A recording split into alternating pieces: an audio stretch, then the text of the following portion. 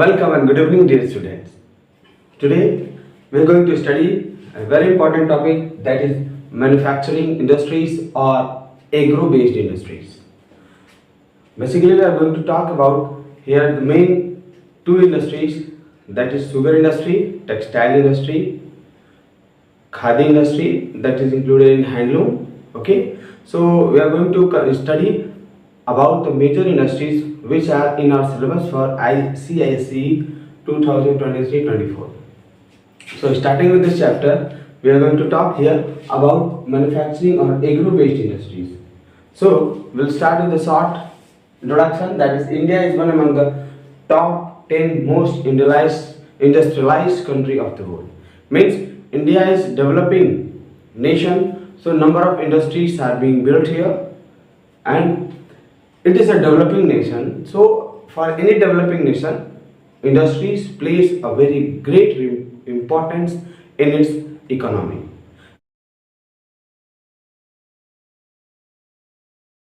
यानी developing countries के लिए सबसे जो बड़ा इम्पोर्टेंस होता है उसके इकोनॉमिक डेवलपमेंट में, वो इंडस्ट्रीज का ही होता है, क्योंकि अगर इंडस्ट्रीज इस्टेब्लिश हैं तो उसका एक्सपोर्ट ज़्यादा होगा, उनके इंडस्ट्रीज की वजह से एम्प्लॉयमेंट ज़्यादा मिलता है लोगों को। इंडस्ट्रीज से जो हम डेली यूज़ में ले रहे हैं सामान, गुड्स, उनका प्रोडक्शन बढ़ जाता है, ओवरऑल नेशन में स्टेबिलिटी आती है।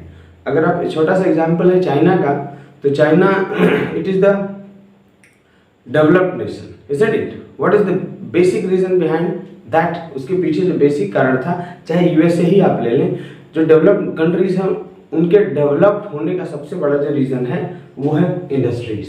क्या है? इंडस्ट्रीज, यानी उनके अंदर जो इंडस्ट्रियलाइजेशन का प्रोसेस है, इसी की वजह से उनके अंदर जो डेवलपमेंट का रेट है वो बहुत हाई है। तो हमारा इंडिया भी डेवलपिंग कंट्री है, we are still in the process, so we are developing new formulas, new ways, new resources for getting ahead into industrialization process. So you will see the main reason for the availability means, what is the main reason? As we are in the top 10 countries, industrialized countries of the world, so the main reason behind this industrialization is, the main factor responsible for industrialization of India is first availability of natural resources, यानी हमारे यहाँ natural resources बहुत अच्छे हैं, पर्याप्त मात्रा में है। और दूसरा रीज़न है अवेलेबिलिटी ऑफ प्लेंटीफुल लेबर्स, यानी हमारे यहाँ स्किल्ड और अनस्किल्ड दोनों लेबर्स भरपूर मात्रा में है, जिसकी वजह से हमारा इंडस्ट्रियलाइजेशन हमारे कंट्री का बहुत ही इंपॉर्टेंट है। थर्ड सबसे इंपॉर्टेंट रीज़न हो गया, it is our India is a young nation. Young nation यानी हमारे यहाँ ज़्यादा जो आबादी है, ज़्यादातर जो पॉपुलेशन है वो वर्किंग पॉपुलेशन है, मीन्स 14 to 60। सो अभी India as a youth country, young nation, we are there to work hard, so obviously there will be development. So with this positive point, we'll start this chapter. So the first thing is that, what is the importance of this industrialization? यानी industrialization का, यानी industries का महत्व क्या है, वो हमारे लिए इम्पोर्टेंट क्यों है? ये 2 से 3 मार्क्स का आ सकता है। तो यहाँ से देखिए आप, first, more than 50% of our Indian population depends on agriculture, यानी हमारे ज़्यादातर जो पॉपुलेशन का एक बहुत बड़ा हिस्सा है, that depends on population for livelihood, मतलब for food also that depend, किसके लिए निर्भर करते हैं? For food. वो डायरेक्टली और indirectly they are involved with services which are related to the agriculture. Okay. Second, it provide strength to our agricultural base, यानी हमारा एग्रीकल्चरल डेवलपमेंट, ज़्यादातर हमारी इकोनॉमी एग्रीकल्चर पर निर्भर है, तो उसके लिए जो बेस प्रोवाइड करता है कौन? इंडस्ट्रीज। अगर इंडस्ट्रीज नहीं होते तो हम कल्पना नहीं कर सकते। एग्रीकल्चर के फील्ड में जैसे सपोज करो मैकेनाइजेशन, यानी मशीन्स का इस्तेमाल होना हमारे इंडस्ट्रीज के लिए, हमारे एग्रीकल्चर के लिए एक बूम साबित हुआ। हार्वेस्टर, ट्रैक्टर, थ्रेशर, बहुत सारे ऐसे मशीन आ गए मार्केट में जिसने किसानों का काम आसान कर दिया। दूसरी तरफ अगर हम बात करें ग्रीन रिवॉल्यूशन का एक सबसे इंपॉर्टेंट जो भाग था, that is high yield variety seed HYV seeds, उनका जो प्रोडक्शन इतना लार्ज स्केल पे संभव हुआ वो कहीं ना कहीं इंडस्ट्री से ही रिलेटेड है। तो ओवरऑल इंडस्ट्रियलाइजेशन बहुत ही इंपॉर्टेंट है। Third point, it is required to keep pace with the fast moving world and technology. यानी पूरा वर्ल्ड इतने तेजी से आगे जा रहा है, डेवलपमेंट इतने तेजी से हो रहा है, वो किसका, उसका सबसे बड़ा कारण क्या है? इंडस्ट्रीज है। और अगर हम इंडस्ट्रियलाइज नहीं हुए, हमारे अगर कंट्री के अंदर इंडस्ट्रीज डेवलप नहीं हुई तो हम बाकी वर्ल्ड से पीछे छूट जाएंगे। So in order to fight with them, in order to compete with them, industrialisation is a must. यानी बाकी सबसे कंधे से कंधा मिला के हमारा देश चल सके, इसलिए इंडस्ट्रियलाइजेशन सबसे जरूरी है। Okay, next point, it is, screenshot ले लें आप। हाँ, it is needed to make us self reliant and independent. बोला कि ये हमको आत्मनिर्भर, यानी देखिए आप make in India plan government का जो है, उसमें गवर्नमेंट ने उस प्लान को आत्मनिर्भर बनाने के लिए किया है, ताकि जो हम गुड्स या कोई भी वस्तु जो हम basically which we are importing from the other country, हम दूसरे देशों पे निर्भर हैं जिन गुड्स के लिए, जिन प्रोडक्ट्स के लिए, वो अगर हम अपने कंट्री में बनाने लग जाएं तो हमारे कंट्री का इकोनॉमी का डेवलपमेंट तेज हो जाएगा। वही पैसा जो हम दूसरे देशों को दे रहे हैं, किसके लिए? कुछ खरीदने के लिए। जैसे राफेल एग्जाम्पल है, राफेल हमने खरीदा फ्रांस से, हमने बहुत ह्यूज अमाउंट में पैसा वहाँ दिया। अगर वही हम अपने कंट्री में ही बना लेते, जैसे तेजस का प्रोडक्शन स्टार्ट हो गया है, तो अगर हम और एडवांस फाइटर जेट बना लेते तो वो जो हमने पैसा वहाँ पे दिया वो हमारा बच जाता। इंडस्ट्रियलाइजेशन इसलिए इंपॉर्टेंट है, हर फील्ड से industrialisation is very important. It is needed, हमको सेल्फ रिलायंट, मतलब आत्मनिर्भर भारत की बात करते हैं ना, सेल्फ रिलायंट, आत्मनिर्भर भारत वो इंडस्ट्री से ही संभव है। इसीलिए हमारे गवर्नमेंट ने इंडस्ट्रियलाइजेशन पे बहुत ज्यादा फोकस किया है और खर्च कर रही है। It counters regional imbalance. अगला इंपॉर्टेंट, यानी इंडस्ट्रियलाइजेशन क्यों जरूरी है? क्योंकि ये जो रीजनल इम्बैलेंस है, इम्बैलेंस का मतलब है जैसे मान लो कोई, जैसे अगर हम बात करें Ahmedabad, Mumbai, they are very much developed places of India, मतलब वो बहुत ज़्यादा डेवलप्ड जगह है भारत का। वही अगर हम रूरल एरिया से बात करें, बहुत सारे ऐसे क्षेत्र हैं जहाँ पर इंडस्ट्रीज ही नहीं है, उनका डेवलपमेंट बहुत कम है। यानी suppose on any place if industries are being built, then obviously development of that particular area will increase to a greater extent। यानी जिस जगह पे इंडस्ट्रीज हैं, चाहे वो आप ग्रेटर नोएडा ले लें, कोई भी जगह ले लो, उस जगह का आप डेवलपमेंट जाके देखें कितना तेजी से हो रहा है, क्योंकि इंडस्ट्रीज के थ्रू कई लोगों को रोजगार मिला, डायरेक्टली भी इनडायरेक्टली भी, तो लोगों का जो लिविंग स्टैंडर्ड है वो हाई हो रहा है। और वही अगर हम बात करें उन जगहों पे जहाँ पे इंडस्ट्रीज नहीं है, या अगर जिस जगहों पे जिन लोगों का जो इकोनॉमिक डेवलपमेंट है अगर वो कम हो रहा है, स्लो हो रहा है, अगर आप वहाँ इंडस्ट्रीज इस्टेब्लिश करें तो ऑब्वियसली उनका डेवलपमेंट तेज हो जाएगा, उसको एक बूस्ट मिलेगा। So most important, it is needed to make self reliant and independent. It counters the regional imbalance. Regional imbalance का मतलब है कि कुछ जगह, कुछ रीजन्स बहुत अमीर हैं, पैसे वाले हैं, डेवलप्ड हैं, वही कुछ क्षेत्र बहुत पिछड़ा है। तो अगर इंडस्ट्रीज एस्टैब्लिश हो रही हैं तो ये जो इम्बैलेंस है ना, बहुत ऊपर बहुत नीचे, इसको वो थोड़ा बैलेंस करने में मदद करते हैं।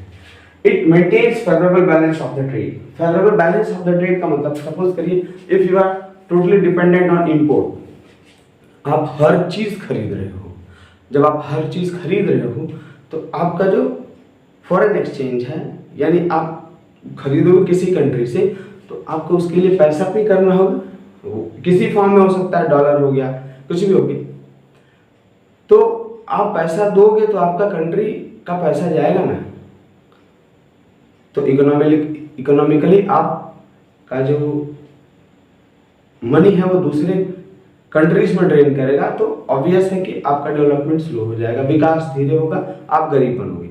वही अगर हम बात करें, इफ वी आर इंडस्ट्रियलाइज्ड, अगर हमारी इंडस्ट्रीज बहुत ज़्यादा हैं, अगर हमने इंडस्ट्रीज बहुत ज़्यादा काफ़ी बना लिया, तो हम ज़्यादातर अगर वस्तुओं को खरीदने की बजाय अगर हम बेचने लगे उसको, जैसे एग्जांपल ले लो ब्रह्मोस मिसाइल, हमारे पास जो ब्रह्मोस मिसाइल है मेड इन इंडिया रसिया की सहायता से, फिर भी हम उसको बेचना हमने स्टार्ट कर दिया तो काफ़ी अर्निंग होगा। आप बेच रहे हो काफ़ी अर्निंग होगा, आप उससे पैसा कमाओगे। ठीक, तो इसलिए इंडस्ट्रियलाइजेशन बहुत ही क्या है, इम्पोर्टेंट। स्पाइसेस यानी जो मसाले हैं, भारतीय मसाले, वो वर्ल्ड में हर जगह हम एक्सपोर्ट कर रहे हैं। एक्सपोर्ट कर रहे हैं तो फ्री का तो देंगे नहीं, हमको उससे पैसा मिलेगा जिससे हमारे कंट्री का डेवलपमेंट होगा। It provides goods and equipment for defence. Yes, industries ही तो हैं जो भी आज वॉरफेयर हो या डिफेंस हो, कुछ भी हो, चाहे वो ट्रक हो जो वॉर में यूज होता हो, रेलवे हो, टैंक हो, वो फोर्स टैंक हो, कुछ भी हो, जो अगर हमारे कंट्री के डिफेंस के लिए जिसकी जरूरत है, चाहे गन्स हो, that is all made in the industries. वो सब कहाँ तैयार किए जाते हैं, इंडस्ट्रीज में। तो इंडस्ट्रियलाइजेशन हमारे डिफेंस के लिए भी बहुत ही ज़्यादा इंपॉर्टेंट है, क्योंकि वो इक्विपमेंट्स हमारे लिए क्या करता है, तैयार करता है, कहाँ, इंडस्ट्रीज में। तो आई होप आपको ये सारा इंपॉर्टेंस ऑफ इंडस्ट्रीज जो है वो समझ में आया होगा। इसमें एग्जाम्स में अगर पूछेगा write few importance, why are industries important, तो आप इसमें से 2-3 पॉइंट लिखें। इंडस्ट्रीज का डेफिनेशन और उसके डिफरेंस ये क्लियर होने चाहिए, और उसके एग्जाम्पल्स यहाँ याद रखें। First, agro based industries. Agro based industries, agro word means agriculture, इसका मतलब क्या होता है, एग्रीकल्चर, यानी वो इंडस्ट्रीज जो किस पे निर्भर हो, एग्रीकल्चर पे निर्भर हो।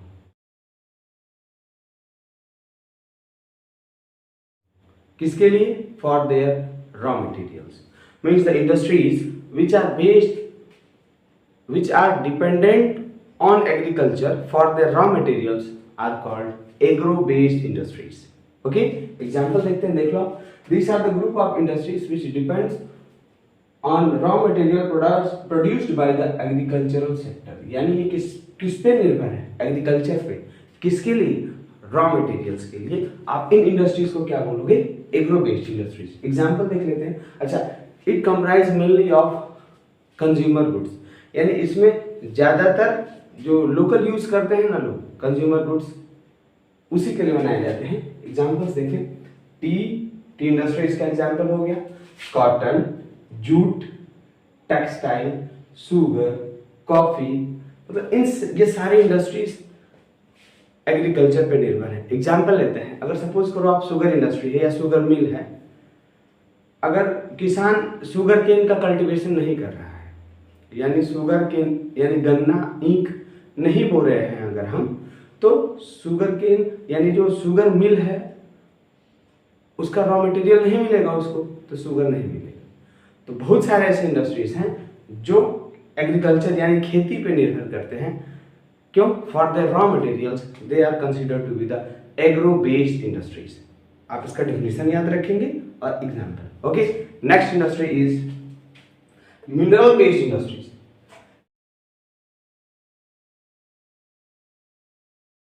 यानी वो इंडस्ट्रीज जो किस पे निर्भर है, मिनरल्स पे। किस चीज के लिए, for the raw materials, means industries which depend on minerals. Minerals में देखिए, चाहे वो मेटालिक भी हो सकते हैं या नॉन मेटालिक, यानी मेटल भी हो सकते हैं, नॉन मेटल। नॉन मेटल्स का इस्तेमाल केमिकल फर्टिलाइजर्स और इस क्या बोलते हैं इसको, केमिकल इंडस्ट्रीज में किया जाता है। ठीक ना। अब देखिए, this use minerals, that is minerals में क्या हो जाएंगे, metallic and non metallic minerals as their raw material. यानी रॉ मटेरियल के लिए वो किसका यूज करेंगे, मेटालिक और नॉन मेटालिक मिनरल्स का, based on ferrous and non ferrous. यानी यहाँ तो और वर्ड आ गया, फेरस का मतलब जिसके अंदर आयरन हो, लोहा हो, नॉन फेरस जिसके अंदर आयरन न हो। सिंपल है, सारे प्रोडक्ट्स लोहे से ही थोड़ी बनते हैं। Okay, these are minerals, these use minerals that is metallic and non-metallic as raw material and are based on ferrous and non-ferrous metallurgical processes। यानी मेटलर्जिकल प्रोसेस का मतलब आप जो एक्सट्रैक्शन ऑफ मेटल्स होता है ना फ्रॉम देयर ओर्स, पूरे process को आप मेटलर्जी बोलते हो। आप केमिस्ट्री में मेटलर्जी चैप्टर में इसको पढ़ोगे। ठीक, यहाँ देखो, यानी मिनरल बेस्ड इंडस्ट्रीज किस पे बेस्ड है, this are based on minerals. Simple example लेते हैं, iron and steel industry, chemical industry, fertiliser industry, और सीमेंट इंडस्ट्री। सीमेंट इंडस्ट्री खास है, बार बार पूछता है फर्टिलाइजर और सीमेंट इंडस्ट्री कि वो किस इंडस्ट्रीज के अंदर आते हैं, तो वो किसके अंदर आएंगे, mineral based industries. Okay, cement में जैसे चूना वगैरह मिलाते हैं हम, कैल्शियम, तो मिनरल ही अनेक प्रकार से, इसीलिए उसको देखते हैं। अगला देखिए फॉरेस्ट बेस्ड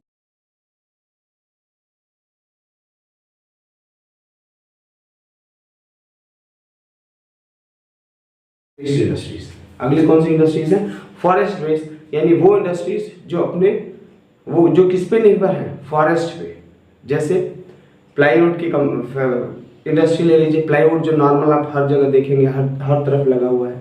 एक छोटा सा एग्जांपल हमने लिया, देखिए this industries utilise forest resource, यानी ये फॉरेस्ट रिसोर्सेज का इस्तेमाल करते हैं। वो कुछ भी हो सकता है, लकड़ी हो सकता है, रेजिन हो सकता है, फ्रूट्स भी हो सकते हैं, कुछ भी हो सकते हैं, like would. Rubber industry best example ले लीजिए, बेस्ट एग्जांपल क्या हो गया, रबर। रबर का लैटेक्स से हम रबर बनाते हैं। तो जितनी भी रबर इंडस्ट्री है that is dependent on what, rubber. इन किस पे डिपेंडेंट करता है वो, that depends on forest. Forest का मतलब ट्री, तो ये किस पे हो जाएंगे, forest based industries. Lac and resins, यानी ये सारे product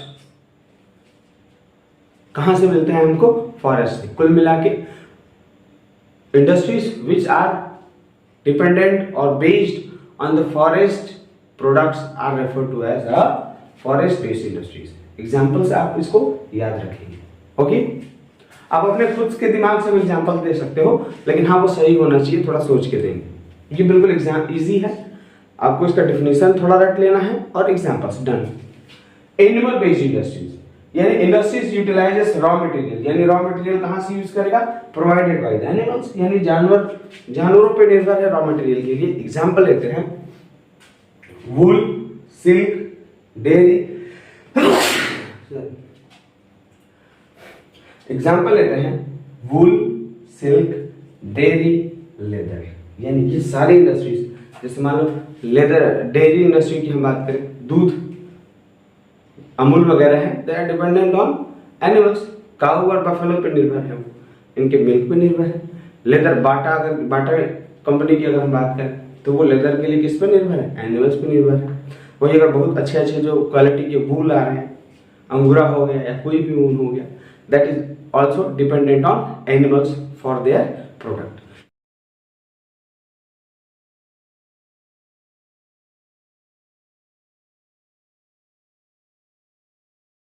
So these are few important industries।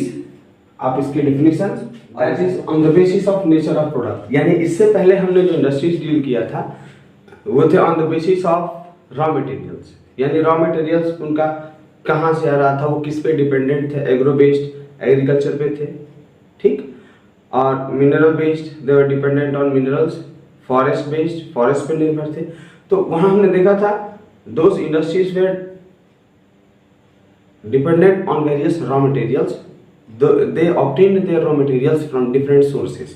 अब हम यहाँ बात करें classification of industries on the basis of nature of the product, यानी इंडस्ट्रीज क्या बना रहे हैं उसके बेसिस पे ये बात है। इंडस्ट्रीज को हम पढ़ेंगे कि वो क्या बना रहे हैं। उसमें पहला देखे हैं, फर्स्ट है हैवी इंडस्ट्रीज। जैसा कि नाम बोल रहा है हैवी इंडस्ट्रीज का मतलब इनके अंदर जो प्रोडक्ट बनता है वो बहुत ही बड़ा बनता है, हैवी साइज का होगा।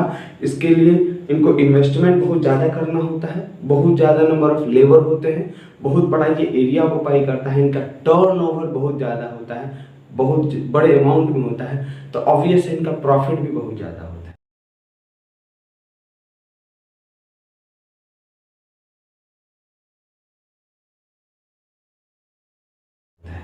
ओके, देखिए these industries produce capital goods and consumer durables, यानी ये कैपिटल गुड्स और कंज्यूमर ड्यूरेबल यानी डेली यूज के जो चीजें हैं उनको भी बनाते हैं। विच आर क्वाइट बल्की, यानी इनके अंदर जो प्रोडक्ट्स हैं ना वो क्या है, दे मेक बल्की प्रोडक्ट, बहुत भारी प्रोडक्ट बनाते हैं। And are so called heavy industries, यानी इनका जो प्रोडक्ट है वो बल्की होगा, इसलिए इनको हम क्या बोलते हैं, हैवी इंडस्ट्रीज बोलते हैं। दे रिक्वायर हैवी इन्वेस्टमेंट, यानी इसमें बहुत ज्यादा पैसा लगता है, इसको स्टार्ट करने में, इसको रन करने में। ह्यूज रॉ मटेरियल्स भी बहुत ज्यादा लगते हैं, ठीक। And scientific knowledge. Example Suzuki ले लीजिए, टाटा ले लीजिए, बहुत सारे ऐसे इंडस्ट्रीज हैं जो आयरन स्टील इंडस्ट्रीज होगी वो भी आपकी हैवी इंडस्ट्री के अंदर आ जाएगी अगर एक तरफ से हम देखें तो।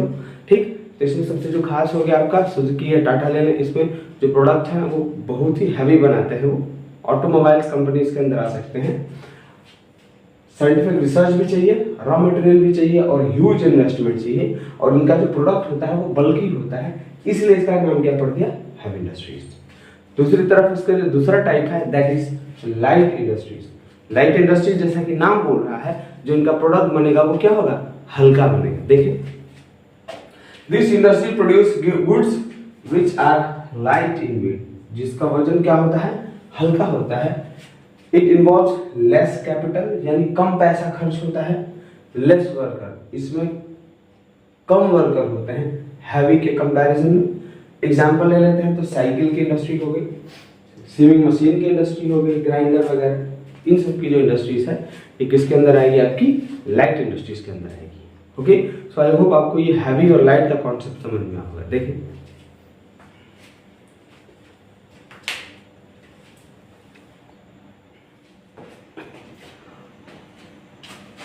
अगला टॉपिक है on the basis of ownership, यानी इंडस्ट्रीज किसकी हैं इसके बेसिस पे हम इसको क्लासिफाई करते हैं। देखिए आप, फर्स्ट पब्लिक सेक्टर इंडस्ट्री।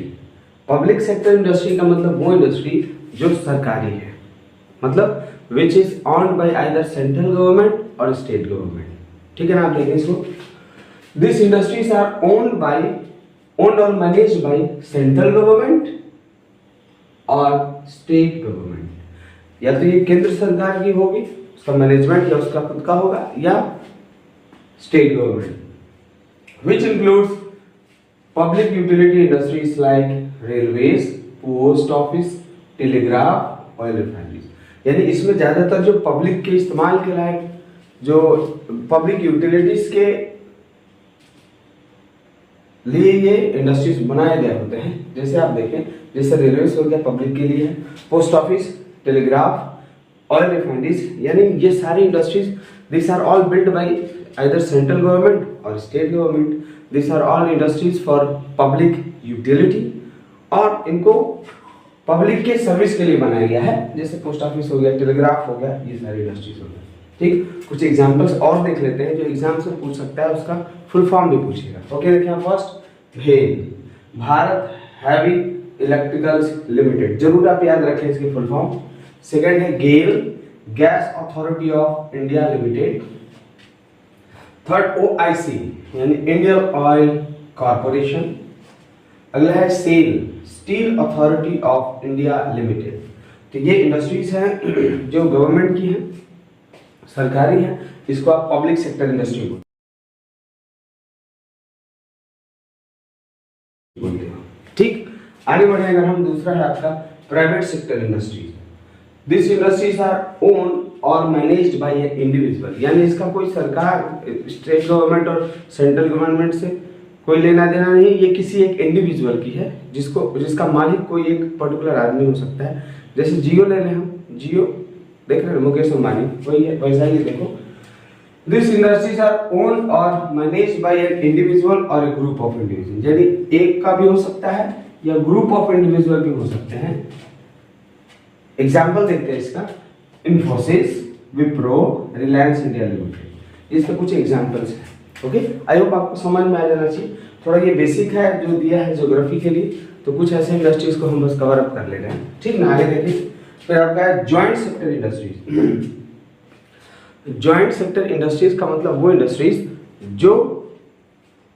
जिसका कुछ शेयर सरकार के पास है और कुछ लोगों के पास, यानी शेयर होता है ना कंपनी में, आप शेयर एंड डिवेंचर पढ़े होंगे चैप्टर, मतलब उसका आधा हिस्सा गवर्नमेंट का हो, आधा किसी और का। कोई जरूरी नहीं कि हाँ 50-50 हो, 60-40 का भी रेशियो हो सकता है, 30-70 का भी रेशियो हो सकता है, लेकिन हाँ, this companies are owned and managed by both government, central government और state government plus group of people. देखिए आप इसको, it is owned and managed by private entrepreneur, यानी कोई आदमी हो सकता है, इंडिविजुअल हो सकता है, ग्रुप ऑफ इंडिविजुअल्स लोग हो सकते हैं, एंड द गवर्नमेंट, सरकार भी होगी, और प्राइवेट एंटरप्रेन्योरियल भी होगा। ओके, एग्जाम्पल आप देखें, टेल्को एंड टिस्को, ये कुछ इंडस्ट्रीज हैं which are joint sector industries. और अगर लास्ट में बात करें तो आपका रह गया कोऑपरेटिव सेक्टर इंडस्ट्री या कोऑपरेटिव सोसाइटी इंडस्ट्रीज। ये ग्रुप ऑफ पीपल जो होते हैं ना, ये कुछ सबसे अलग है, इसमें कुछ group of people which pool their economic resources. देखिए, group of people can pool their physical and material resources, यानी उनके पास जो भी कुछ है, या तो पैसा है या जमीन है, कुछ भी होगा ना, उसको सब लोग इकट्ठा करेंगे और उसका इस्तेमाल करेंगे। ओके, और they will set up an industry. Example देखने आप, Anand cooperative society in India. Sugar cane industry में भी हम देखेंगे साउथ इंडिया में basically sugar cane production is shifting towards the south India. Maharashtra है लीडिंग प्रोड्यूसर शुगर केन का, यूपी सेकेंड नंबर पे हो गया। तो उसका एक सबसे बड़ा जो कारण है ना, वो कोऑपरेटिव सोसाइटी है जो साउथ इंडिया में डेवलप हो रही है और बहुत अच्छे से काम कर रही है, वहाँ के फार्मर्स को बहुत बेनिफिट यानी फायदा पहुँचा रही है। तो ये कोऑपरेटिव सोसाइटी। अभी हम देखेंगे शुगर केन इंडस्ट्री। हमको सिलेबस में है प्रोडक्ट्स एंड बाई प्रोडक्ट्स, तो उनको दोनों को ध्यान से भी हम पढ़ेंगे। स्टार्ट करते हैं sugar cane industry. See, it is the second largest industry next to the cotton. यानी अगर हम इंडिया की बात करें तो सबसे बड़ी इंडस्ट्री इंडिया में है कॉटन इंडस्ट्री, उसके बाद है शुगर केन इंडस्ट्री। ठीक, basically this are are agro based industries, यानी एग्रीकल्चर पे बेस्ड इंडस्ट्रीज है जिनकी हम बात कर रहे हैं। This are agro based industries. Okay, अब देखें प्रोडक्ट्स की बात करें, यानी शुगर केन से हमको क्या मिलता है। फर्स्ट हो गया गुड़, इसको बोलते हैं जैगरी भी बोलते हैं, गुड़ हो गया। अगला है खनसरी, और शुगर के लिए तो हम इसकी खेती ही करते हैं शुगर केन की। ठीक, अब हम इसके प्रोडक्ट्स हो गया, बाई प्रोडक्ट्स देखें। बाई प्रोडक्ट्स का मतलब मोलासेस, बगासेस एंड ब्रेस्ट मिल्क। अब देखो, सपोज करिए आप शुगर का जूस पीना है अगर आपको, तो आप अगर गए शुगर केन के जूस पीने के लिए, तो वो बेसिकली शुगर केन को क्रश करते हैं, उसमें से वो जूस सेपरेट करते हैं और उसका लकड़ी का भाग अलग करते हैं। तो जो लकड़ी का भाग अलग हो जाता है उसको हम बगासे बोलते हैं। और जो मोलासेस है ना, इसको बेसिकली शुगर केन से जब हम उसका जो जूस है उसको जला के जब हम शुगर बना रहे होते हैं या जैगरी बना रहे होते हैं, जनरली हम शुगर की बात करेंगे, जब उसके जूस को हम जला के बहुत बड़े उसमें शुगर मिल में जला के उसे शुगर बनाया जाता है, इसके बाद उसका सेंट्रीफ्यूगेशन किया जाता है। तो जब वो जल रहा होता है ना, तो ऊपर एक सरफेस पे एक झाग का एक बहुत बड़ा लेयर बनता है जिसके अंदर सारी गंदगी होती है। ठीक है ना, तो आप उसको निकाल लेते हैं ताकि उसकी गंदगी बाहर निकल जाए, उसी को हम मोलासेस बोलते हैं। गंदगी को क्या बोलेंगे हम? मोलासेस। उसको बॉयल होने से पहले उसको निकाल लेते हैं, ठीक, ताकि वो पूरा गंदगी पूरे शुगर केन के जूस में न मिल जाए। उसको आप बोलेंगे बगासे, सॉरी मोलासेस। जो लकड़ी का भाग निकल गया वो हो गया बगासे। और प्रेसमेंट का मतलब सपोज करिए बहुत बड़ा अगर बर्तन है कोई जिसमें हम शुगर केन को जला रहे हैं ताकि वो गाढ़ा हो जाए, उसे हम शुगर बनाए, तो जो नीचे पकड़ लेता है ना, जल जाता है भाग, उसे प्रेसमेंट बोलते हैं। ठीक, और नीचे जो राख वाले भाग है उसको इसी के अंदर कंसीडर करते हैं। तो देखिए आप मोलासेस, यहाँ से क्वेश्चन होगा व्हाट इज द यूज, सबसे इंपॉर्टेंट है यूज ही पूछता है एग्जाम में बार बार। तो अब देखिए पहला क्या हो गया मोलासेस। मोलासेस का इस्तेमाल अल्कोहल इंडस्ट्री में करते हैं, यानी रम बनाने के लिए, केमिकल्स बनाने के लिए, और सिंथेटिक रबर। ये सीधा आप इसको याद रखें, straight away it will come in exam. So first use of molasses is it is used in alcohol industry, it is used in making rum, chemical and synthetic rubber. When we talk about the bagasse यानी जो लकड़ी बच गया, उसको basically जो sugar mill में जब हम शुगर जूस को बॉयल कर रहे होते हैं तो बहुत ज़्यादा हमको फ्यूल की ज़रूरत होती है, मतलब जलाने के लिए कुछ ज़रूरत होती है। तो उस बगासे को हम उस भट्टी में ओवन में सीधा फेंक देते हैं। अब वो गीला होता है, वेट है ना, चूंकि वेट होता है तो कुछ समय के बाद वो बहुत तेज जलता है, उसमें से स्टीम निकलता है। ठीक ना, तो इसी को बोले हैं फॉर प्रोड्यूसिंग स्टीम। जैसे गीली लकड़ी इसको अगर आप आग में डाल दो तो पहले भाप निकलेगा ना, स्टीम निकलेगा, तो उस स्टीम से और तेज बॉयल होने लगता है, तो उसको बोलते हैं फॉर प्रोड्यूसिंग स्टीम। इसके बाद जो लकड़ी तुरंत कुछ ही सेकंड्स में सूख जाएगी, फिर उसे आग बनता है। देखिए bagasse left over cane, it is used for producing steam as a source of power, power मतलब आग की तरह हम इसको इस्तेमाल करते हैं, ठीक है ना, it is used as source of power. It is also use for making cardboard, paper, insulation board, यानी जो कार्डबोर्ड वगैरह है ना इसको हम सड़ा के बनाते हैं, इसका यूज अगर एग्जाम में है तो याद रखिए, it is use for making cardboard, for making paper and insulation board. Last हो गया प्रेस मड, जो नीचे बच गया है जला हुआ भाग उसको बोलते हैं press mud, that is use for making wax, carbon paper and shoe polish, ठीक है ना, राख जो बच जाता है उसका हम शू पॉलिश वगैरह बना देते हैं।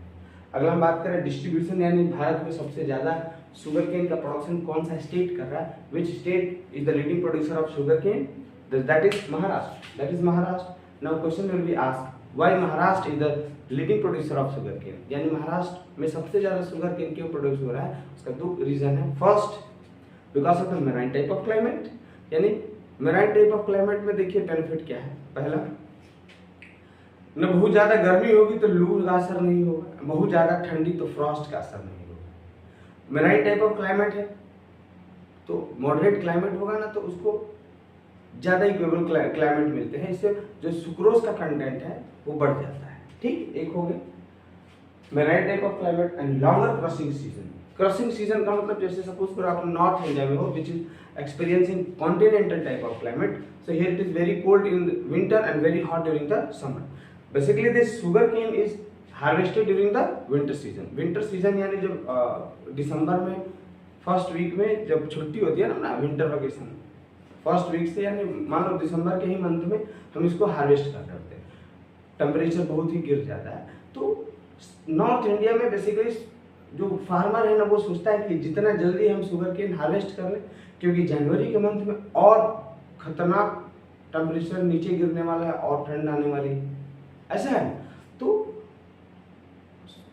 Sugar cane basically north India shorter crushing season होता है, मतलब एक महीने के अंदर किसान सब जितना लोग शुगर केन वो है ना, किसान basically farmers who have grown sugar cane in northern India they have shorter crushing season, so during this short span of 1 month they will try to cut all the sugar canes and take it to the mills, और वहाँ मिल पे भीड़ हो जाएगा।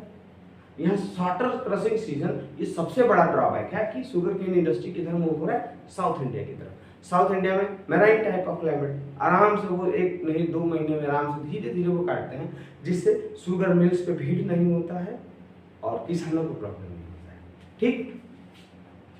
Marine type of climate and longer crushing season. अगर हम दूसरा question बात करें, when we talk about the UP first position पे था शुगर केन प्रोडक्शन में, लेकिन आज के समय वो सेकंड पोजीशन पे चला गया। UP it is the second largest producer, reason why, because of old mills, पुराने मिल्स है, लेबर का प्रॉब्लम है, मैनेजमेंट का प्रॉब्लम है, शुगर मिल्स मैनेज नहीं हो पा रहे, एंड शॉर्ट क्रशिंग पीरियड सबसे खतरनाक है इसमें, शॉर्ट क्रशिंग पीरियड, यानी एक ही महीने में सारे किसान एक ही साथ शुगर केन हार्वेस्ट कर देते हैं, they run towards the mill, जहां वो बहुत भीड़ मच जाती है, तो there is a problem for the farmer also and for the sugar mill also, so this is the drawback. We'll talk about the Tamil Nadu in Deccan Plateau. Tamil Nadu जो per hectare yield की बात करें, मतलब यहाँ महाराष्ट्र में ज़्यादा जमीन पे खेती हो रहा है, यूपी में भी ज़्यादा जमीन पे खेती हो रहा है, लेकिन तमिलनाडु में कम जमीन पे खेती होते हुए भी जो पर कैपिटा यील्ड है, पर हेक्टेयर यील्ड है, वो सबसे ज़्यादा है। ओके, देखिए, has higher percentage yield because it has more sucrose and longer crushing period, यानी इसके अंदर सुक्रोज भी ज़्यादा होता है और इसकी जो क्रशिंग पीरियड है, क्रशिंग पीरियड का मतलब वो समय जब किसान शुगर केन हार्वेस्ट करके मिल में ले जाए उसको आप क्रशिंग पीरियड बोलते हो, कुल मिला के जब उसको हार्वेस्ट कर रहा होता है।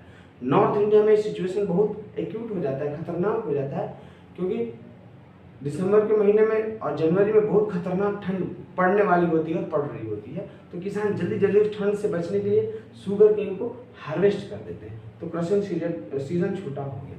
लेकिन साउथ इंडिया में अगर आप चले जाओ, मेराइन टाइप ऑफ क्लाइमेट, वहाँ क्रशिंग सीजन क्या होता है, बड़ा होता है। Okay, so dear friends, now will study what are the basic reasons why sugar industry is migrating toward the south. यानी ये एक बहुत इंपॉर्टेंट क्वेश्चन है जो पूछा जाता है कि आप रीजन दें, explain why sugar industry is migrating from north India toward the south India, यानी नॉर्थ इंडिया से साउथ इंडिया की तरफ माइग्रेट होने वाली जो इंडस्ट्रीज है उसका कारण बताएं। ठीक ना। देखो फर्स्ट, साउथ इंडिया में ऐसे कौन से फैक्टर हैं जिसकी वजह से वहाँ शुगर केन का जो प्रोडक्शन है वो अच्छा हो रहा है, वहाँ इंडस्ट्रीज डेवलप हो रहे हैं। फर्स्ट रीजन है favourable marine type of climate, यानी सबसे important first reason behind the migration is marine type of climate which is found in the southern India, that is in Maharashtra. Okay, Tamil Nadu also. Longer crushing season means they have longer crushing season. Why they have longer crushing season? They are having longer crushing season because of the marine type of climate. When we talk about the North India, people are having shorter crushing season because of continental type of climate. Okay. Second point which we are going to deal is fertile and well-drained black soil. See, alluvial soil is the most fertile soil, which is mostly found in the northern plain. But when we talk about the Deccan Plateau or the southern India, there black soil is found. But for the cultivation of the sugarcane, यानी sugarcane की cultivation के लिए black soil is more suitable than alluvial soil. ऐसा होता है basically because sugarcane is a soil exhausting crop. यानी वो soil का जो fertility है, जो minerals है ना, उनको बहुत तेजी से drain करता है। तो ऐसे स्थिति में वहाँ कैल्शियम लाइम वगैरह जो ब्लैक सॉइल है उसके अंदर ज़्यादा है, so that supports more to the sugar cane crop in comparison to the alluvial soil, so black soil is the second factor. Excellent transport facilities specially in Maharashtra and Tamil Nadu, there roads are very good, यानी वहाँ transport facility बहुत शानदार है। ठीक ना। North India के comparison में महाराष्ट्र की बात करें, तमिलनाडु की बात करें, इसलिए वहाँ पे शुगर केन का प्रोडक्शन और उसका ट्रांसपोर्ट बहुत अच्छा है। Bigger farms are there and are managed by cooperative societies. Bigger farms का मतलब फार्म बहुत बड़े बड़े हैं, फील्ड खेत की बात करें, साइज बड़ा है, and they are managed by cooperative society. बहुत काफी लोग एक ही जगह शुगर केन उगा रहे हैं, plus that is managed by cooperative society. ये बिल्कुल खास है क्योंकि cooperative societies are nowadays proving very helpful, that is boon for this sugarcane industries, क्योंकि cooperative societies farmers के सारे problems का वो solution करते हैं। सीड चाहिए, फर्टिलाइजर चाहिए, पैसा चाहिए, प्लस हार्वेस्ट के बाद मिल से इनको कांटेक्ट करना, प्रोडक्ट बेचना, किसान को पैसा वापस दिलाना, ये सारा फैक्टर कौन करता है? ये सारा role cooperative society. So this is also one of the important reason why sugarcane is moving from northern India toward the southern India. Factories in the south India, ये खास है। साउथ इंडिया में जो फैक्ट्रीज है ना, वो जो field है, जो फार्म है, उसके नजदीक है। इससे क्या होता है? Fields are very near to the factories. अब इससे बेनिफिट ये होगा कि जो अगर हम बात करें, sugar cane is a weight losing crop, यानी शुगर केन को अगर आप 2 दिन से ज्यादा रखें ना तो उसका वजन कम होता है इवोपरेशन की वजह से। और सबसे खास बात और इंटरेस्टिंग बात है कि आप उसके वेट के हिसाब से आपको उसका पैसा मिले। अगर किसान शुगर मिल में ले गया अपना शुगर केन तो उसका वजन किया जाएगा और उसके बेसिस पे उसको पैसा देते हैं। अगर आपने ज्यादा डिले कर दिया तो वजन कम हो जाएगा, you will get less money. जो प्रॉब्लम सबसे क्रूशियल कहाँ है? नॉर्थ इंडिया में। हम नॉर्थ इंडिया में हमारे साथ सबसे बड़ा ये समस्या है कि एक ही साथ सारे फार्मर शुगर केन को कट कर देते हैं, ट्रैक्टर लेके जाएंगे, ट्रक लेके जाते हैं, बहुत लंबा लाइन लग जाता है, जिससे कि जो शुगर केन है ना उसका वेट कम हो जाता है। But since sugar cane fields are very near to the farms और इंडस्ट्रीज और फैक्ट्रीज, सो जो वेट कम होता है इवोपरेशन की वजह से, that is very less in southern India. Next, मतलब क्वेश्चन होगा कि why sugar cane should reach mill within 48 hour. इसका रीजन है कि उसका वजन कम होता है। It is weight losing crop, उसका वजन कम होगा, इसलिए ऐसा करते हैं। New machines and crushing devices gives more yield, यानी जो नई मशीनें हैं, देखो actually when you talk about the north India में बहुत पहले से खेती हो रही है, तो पुराना मशीन अभी भी ऐसे ही पड़ा हुआ है। जो टेक्निक यूज कर रहे हैं वो भी पुराना है, सब कुछ पुराना है, इसलिए यील्ड कम है। मशीन जिसको हम शुगर केन का जूस निकालने के लिए इस्तेमाल करते हैं वो पुराना है, वो पूरा जूस निकालता ही नहीं, 30% उसमें चला जाएगा बगासे के साथ। लेकिन अगर आप नया इस्टेब्लिश कर रहे हो कुछ, then obviously you will buy new seed, you will buy new machineries, advance machineries, जहां प्रोडक्शन ऑटोमेटिकली बढ़ता है। The last is longer crushing season, which is available in the South India. So this is the important reason why sugarcane industry is migrating toward the north, from north towards the South India. I hope again we are going to deal sugar industry and problems which is faced by the sugar industry in India. यानी हमने उससे पहले देखा था कि sugar industry north India से south India में क्यों जा रही है। अब हम देखेंगे overall problem, what is the problem faced by sugar industry in India. Okay, first sugar cane grows in India is of poor quality, यानी भारत में जो शुगर केन की को हम उगाते हैं ना उसकी क्वालिटी खराब है, इसलिए हमारा जो नेट प्रोडक्टिविटी है वो क्या होता है, कम। Overall productivity of sugar cane is low because quality is not very good. Second, cost of production is high. When we talk about the cost of production is high, यानी खर्च irrigation fertiliser जो उसमें लग रहा है, plus transport का खर्च जो किसान देता है ट्रैक्टर को मिल तक ले जाने के लिए, ये ओवरऑल अगर हम ले सबको एड अप करें, since sugar cane is a labour intensive crop, यानी इसमें बहुत ज़्यादा लेबर लगते हैं लीव्स का स्टॉक से अलग करने के लिए, कटिंग के लिए, इसको ट्रैक्टर में लोड करने के लिए, यानी सारा काम तो लेबर ही करेंगे इसको। So it is a labour intensive crop. So overall when you talk about the cost, it is very high, cost of production is very high. Entire crop is harvested at the same time, यानी एक ही समय में सारा crop cut जाता है और mills पे बहुत भीड़ लग जाती है, ये सबसे बड़ा एक प्रॉब्लम है भारत में। Supply of sugar cane is irregular, यानी ये ज्यादातर जो समस्या है जिसके बारे में अभी हम बात करेंगे पॉइंट्स के, this are faced in north India, यानी supply is irregular. Supply irregular है क्यों? क्योंकि एक ही समय में सारे शुगर केन को हार्वेस्ट कर लेना है, तो एक साथ बहुत ज़्यादा शुगर केन मिल पे जाएगा, बाकी 2-3 महीनों के बाद कोई शुगर केन मिल में नहीं जा रहा है, so it is very irregular. Price is fixed by the government, ये सबसे बड़ा ड्रॉबैक है कि किसान मेहनत कर रहा है लेकिन उसका प्राइस कौन फिक्स कर रहा है, उसको गवर्नमेंट फिक्स कर दिया और वो बहुत ही कम फिक्स कर देते हैं। By products like bagasse molasses are not used properly, basically the by products which is very important for the sugar cane industry that is not utilised properly, उसका सही से इस्तेमाल नहीं कर पाते हैं, ये ड्रॉबैक है। ठीक है, next, old machineries are used, पुराने machine, old and obsolete machines are used. And the last point, instead of making sugar people also make gur and khandsari, यानी सिर्फ शुगर ही नहीं बनाते हैं ये लोग, इंडिया में गुड़ और खंसरी बनाते हैं, जिससे एक बहुत बड़ा शुगर केन का जो पार्ट है which is grown in India is used in making gur and khansari. So this is very important which you have seen, so I hope you have liked this video.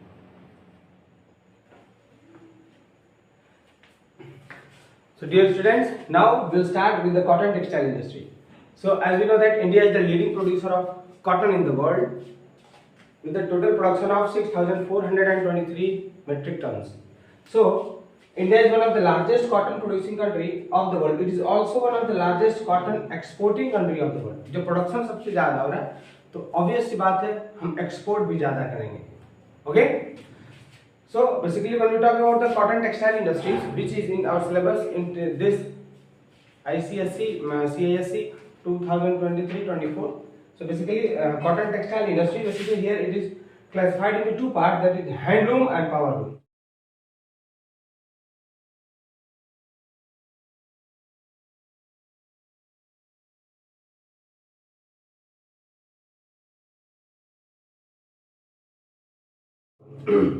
Handloom means which is basically मतलब इसको जो आप लोग देखे होंगे film वगैरह में हाथ से बुनाई करते हैं, और पावरलूम बेसिकली ये होता है जो मशीन से बुनाई करते हैं।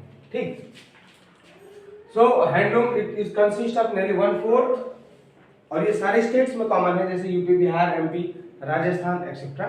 लेकिन वही अगर हम बात करें पावरलूम की तो ये 3/4 प्रोडक्शन देता है, क्योंकि मशीन के सहारे से अगर आप कपड़ा बना रहे हो रेशो से तो बहुत ही तेज बनता है। तो इसमें सबसे लीडिंग प्रोड्यूसर है Maharashtra, Gujarat and Tamil Nadu.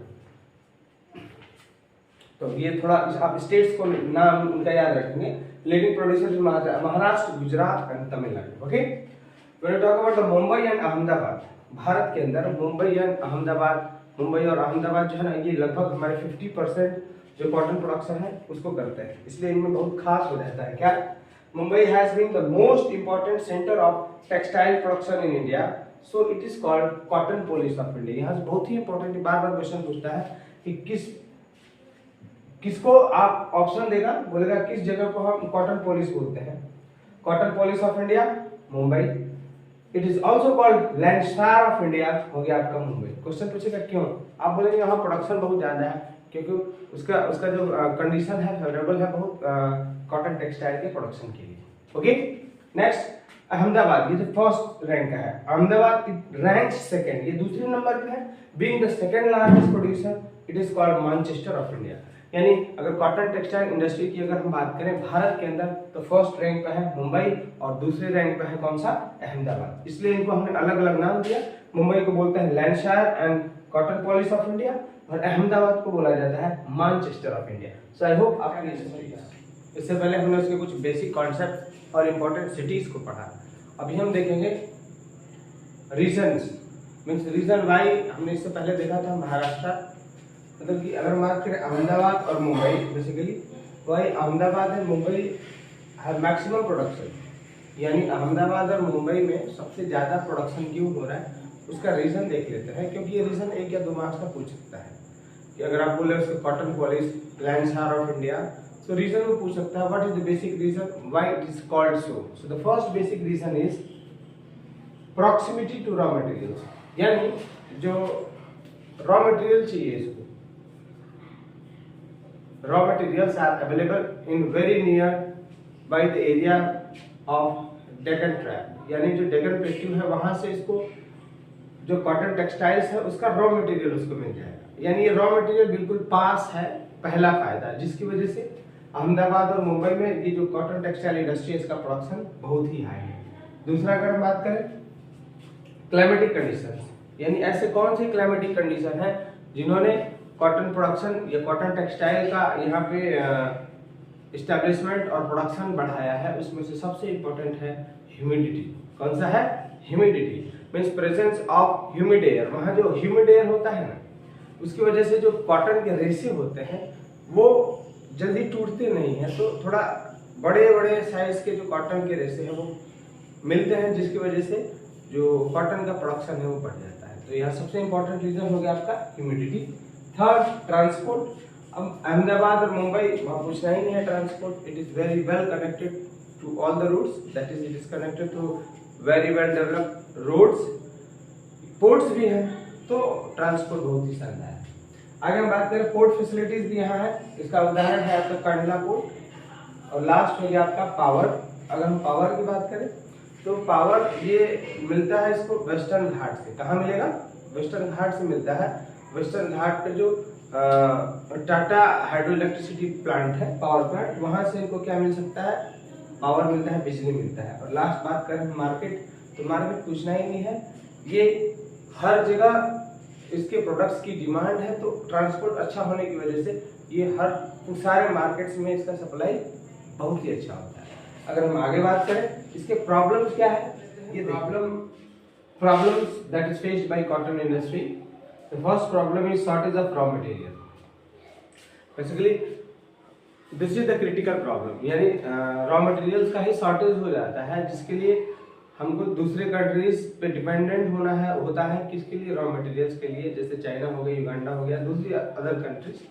So this is the major problem. Second, loss of foreign market. अब देखिए लॉस ऑफ फॉरेन मार्केट का मतलब क्या है, बेसिकली हम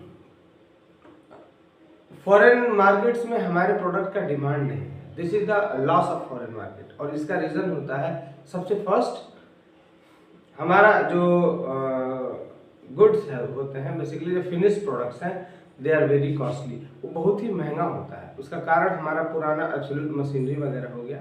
मतलब कुल मिला के हम जो प्रोडक्ट है ना हमारा, वो बहुत ही कॉस्टली होता है, जो कि फॉरेन मार्केट्स में चल नहीं पाता है, वहाँ लोग इसके खरीदार नहीं मिलते हैं। ओके, अगर हम बात करें इनएडिक्वेट प्रोडक्शन, यानी जितना हमको प्रोडक्शन चाहिए उतना हम प्रोडक्शन दे नहीं पाते हैं। और शॉर्टेज ऑफ पावर, यानी बिजली का वहाँ थोड़ा समस्या है, पावर ऑफ ऑन, और कम इलेक्ट्रिसिटी और महंगी इलेक्ट्रिसिटी सप्लाई की वजह से इसका कॉस्ट पे असर पड़ता है। And last is absolute machineries, यानी यहाँ जो मशीनरीज का इस्तेमाल करते हैं हम, वो बहुत ही पुराने हैं। ओके, लगभग 30 क्या, अगर हम बात करें यूएस और चाइना वगैरह की, अगर हम बात करें तो इसमें 60% प्लस जो नई मशीनरीज का इस्तेमाल करते हैं वहाँ लोग, लेकिन हमारे यहाँ आज भी काफ़ी ओल्ड मशीनरीज का इस्तेमाल कर रहे हैं, जो कि सबसे बड़ा प्रॉब्लम है किसके लिए, कॉटन टेक्सटाइल इंडस्ट्रीज के लिए। Okay, welcome dear students, now we are going to study silk textile industry. As you know, China is the leading producer of the silk in the world, यानी China first rank पे है और India it is the second leading producer of the silk in the world, यानी हमारा भारत दूसरे number पे है। इसमें देखें, it is one of the largest producer of the silk, यानी one of the largest producer है, यानी फर्स्ट रैंक पे चाइना है, सेकेंड पे भारत है। अब दूसरी तरफ बात करें अगर हम, इंडिया हैज़ 4 वैरायटीज़, यानी भारत के अंदर जो सिल्क का टोटल प्रोडक्शन होता है उसमें से 4 वैरायटीज़ हैं जिसको हम देख ले हैं। फर्स्ट है मलबरी, दूसरा है एरी, मूंगा एंड टसर, यानी यही 4 वैरायटी है जो भारत के अंदर बेसिकली हम उसका उत्पादन करते हैं। We produce basically 4 varieties. Next, world's monopoly, यानी पूरे वर्ल्ड में सिर्फ भारत में ही गोल्डन येलो फाइबर जो है वो प्रोड्यूस किया जाता है जिसका नाम है मूंगा। ओके, सिर्फ भारत में। वो भी कौन सा वैरायटी हो गया, नॉन मलबरी। अगर आपसे क्वेश्चन हो कि नॉन मलबरी सिल्क कौन कौन से हैं, तो वेरी इजी, यानी मलबरी को अगर आप छोड़ दो तो eri, muga and tussar, this are all non mulberry silks. Okay, आगे बढ़ रहे हैं। Rearing of silk worm for silk is called sericulture. Very important, ये बार बार पूछता है, यानी सिल्क वॉर्म को अगर हम जो रेयर कर रहे हैं, उसको पाल रहे हैं सिल्क के लिए, इस पूरे प्रोसेस को हम क्या बोलते हैं, सेरीकल्चर। एमसीक्यू में पूछता है इसको। मलबरी सिल्क प्रोड्यूसर्स, यानी कि जो मलबरी सिल्क का भारत में प्रोडक्शन होता है वो सबसे ज़्यादा होता है, लगभग 90% होता है। Okay, production on the mulberry plant. और ये मलबरी सिल्क है तो कहाँ ये ग्रो करता है, कहाँ इसको उगाया जाता है, मलबरी सिल्क का प्रोडक्शन किस प्लांट पे किया जाता है। अगर ये क्वेश्चन हुआ तो आप बोलेंगे मलबरी प्लांट। मलबरी प्लांट का मतलब सहतूत का प्लांट, आप शायद देखा होगा आप लोगों ने इसको, ठीक है।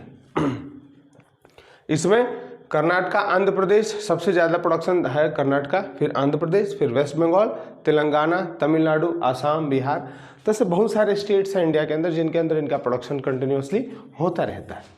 नाउ कर्नाटका, अगर यहाँ से क्वेश्चन होगा कि which is the leading producer, तो हो गया आपका Karnataka. 70% of the total mulberry silk, यानी कर्नाटक अकेले ही 70% जितना भी मलबरी सिल्क है उसका प्रोडक्शन खुद करता है। ओके, अगर आपसे फिर यहाँ क्वेश्चन हो सकता है भाई ऐसा क्यों है, क्या खास बात है, तो आपको सिर्फ एक बात याद रखना है, उसका favourable climatic conditions. Okay, Karnataka का जो फेवरेबल क्लाइमेटिक कंडीशन है इसकी वजह से सबसे ज़्यादा मलबरी सिल्क वहीं ग्रो किया जाता है, मेराइन टाइप ऑफ जो क्लाइमेट है। आगे हम बात करें बिहार एंड झारखंड, इसमें टसर वैरायटी को ग्रो किया जाता है। कौन सी वैरायटी है, टसर वैरायटी। ये भी बिल्कुल खास पॉइंट हो गया कि भारत में टसर वैरायटी कहाँ ग्रो की जाती है, तो basically it is grown in Bihar and Jharkhand. When you talk about the Assam, it is the largest producer of non mulberry silk, that is Assam, tussar, eri and muga. हमने पहले ही देखा था कि मूंगा का सिर्फ मोनोपोली, मतलब सिर्फ आसाम में ही मूंगा ग्रो किया जाता है। और अगर मूंगा को छोड़ें बाकी हम नॉन मलबरी सिल्क की बात करें तो वो तीनों वैरायटीज आसाम में ग्रो की जाती हैं, ठीक है।